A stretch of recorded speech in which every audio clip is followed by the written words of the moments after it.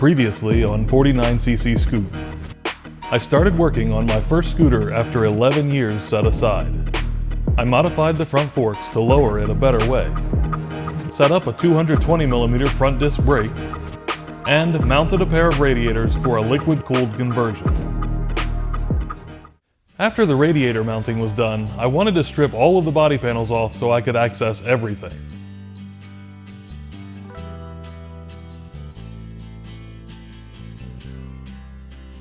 I didn't film it because I didn't expect it to be interesting, but when I removed the fuel shutoff and hoses, nothing came out of the tank. At least, not right away. I walked over to grab tools so I could remove the gas tank, and when I turned around, nasty old fuel and oil was all over the floor. That had to be cleaned up, and I cleaned out the tank, so while I was at it, I washed the frame with dish soap and water. An hour later, I finally removed the gas tank. 20 years ago, when I was new to scooters, I just used a hose clamped to the tank to let me attach a barb and bypass the vacuum petcock. These days, you can check the thread size and pitch and get a manual shutoff from Amazon, but it looks like I tried threading the outside of the tank at one point and then quit because it wasn't going well. I tapped the inside of the outlet to 1/8" NPT this time. The steel felt brittle and I didn't get great threads, especially near the end of the outlet, so I definitely did not cut or grind some of the outlet away to let me reach better threads deeper down. Doing that could potentially make sparks in something that once held fuel, even if you washed it out first, and it would not be smart. I used JB Weld on and around the fitting when installed for a little bit of extra insurance. I know some people won't approve of this, so I'll say there are products intended specifically for fuel tanks that would be an even better idea. But I had JB Weld on another fuel tank without issue, and in this case, the fitting is screwed in tight and should be fine on its own anyway. Still, you want to be careful with this sort of stuff, because if it does fail, you're leaking fuel, which is not only flammable, but also acts as a lubricant if it gets on your tire. After it had plenty of time to cure, I pressure tested the tank. It had a small leak, but everything that I sprayed was sealing. Then it blew the PVC pipe out of the rubber sleeve on the test rig, and I realized that the tester was the issue.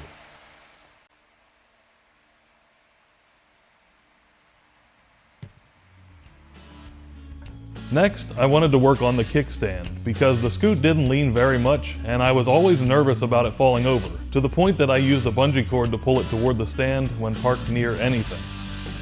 I used an angle gauge and found that it only leaned a little less than 6 degrees, but I wanted to see something like 10 to 15 degrees.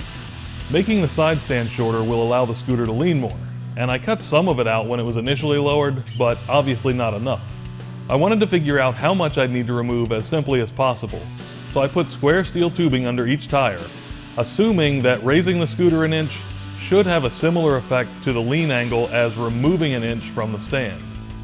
3/4 of an inch took it to about 10.5 degrees, so I switched to 1-inch tube, and that put the lean angle at 12 degrees. I was happy with that result, and an inch was as much as I'd be able to remove without doing some sort of redesigning of the stand, so I cut a section out and welded it back together. If you ever try this, be sure to mark the stand before cutting so you can weld it back together with a foot clock the same way that it started. I only did a few tack welds at first so I could verify the angle.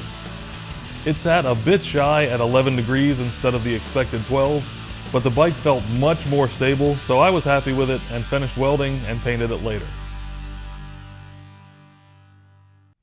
If you're looking for scooter parts, check out our friends at ScooterTuning.ca. They have a very wide selection of parts, styling parts, tuning parts, performance parts, tools, t-shirts, stickers, whatever you want, they've probably got it there, or they can get it, so just get in touch with them. They also offer very fast shipping, and orders over $200 ship for free. In addition to that, they support this channel. They give me a discount on parts, which allows me to try and test more parts and share that information with you. So they are a huge help, and my setups would not be where they are right now without the help of ScooterTuning.ca. So please support folks that support the scooter community and support the people that you watch. This old plate that I made for mounting lights and the registration sticker has never looked great to me, and the lights in it are pretty dim, so I removed the whole assembly to see what I could come up with. I got a TRX 450 taillight and a connector for it on AliExpress because when flipped upside down, it was a pretty good match for the cutout in the rear fairings. The camera decided to go way out of focus here, so sorry about that, but my first thought was to make the taillight mount directly to the rear part of the frame, so I mocked that up. I welded a couple of washers in place to put the light where I wanted it and installed the gas tank to make sure there was enough clearance for the connector. Then the fairings went on, and I wound up spending some time marking them and then grinding or sanding away plastic to get them to fit without hitting the light.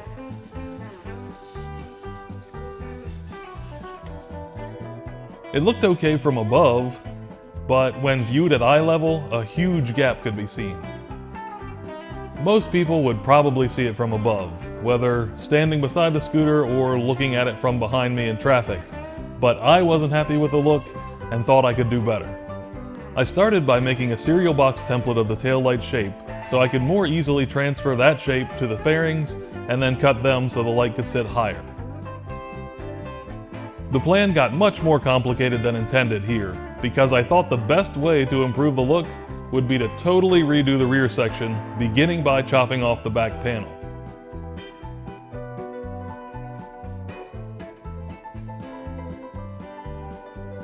I spent some time coming up with a new layout to at least give me a close starting point for a new rear section on a piece of 16 gauge steel. Once it was cut out, I bent the top section where the taillight would be so the light could sit further out and straight up, while also allowing the rest of the tail section to fall away a little for a better look. I left plenty of room to adjust the plate for placement, so I put the rear fairings on and held the plate where it would position the light where I wanted it while tacking it on. I welded it on more securely before marking and trimming more of the panel away.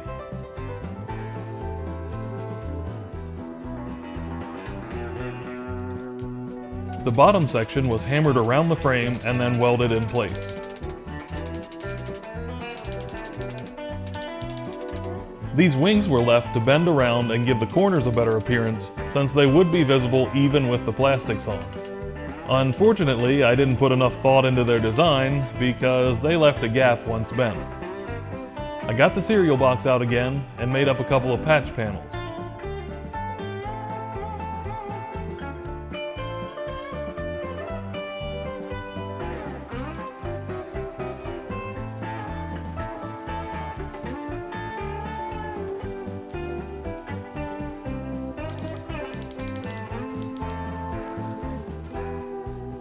Finishing the corners was a nice improvement and worth the time in my opinion.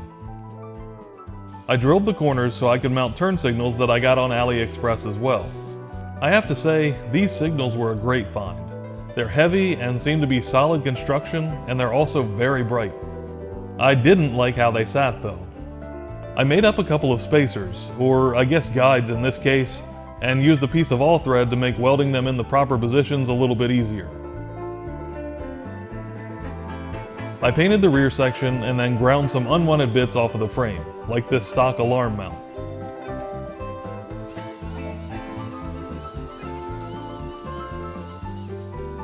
I actually waited quite a while before I put the lights in because I was hoping to give the paint plenty of time to reduce the risk of scratching it, but I don't want to leave you without seeing the mostly finished product.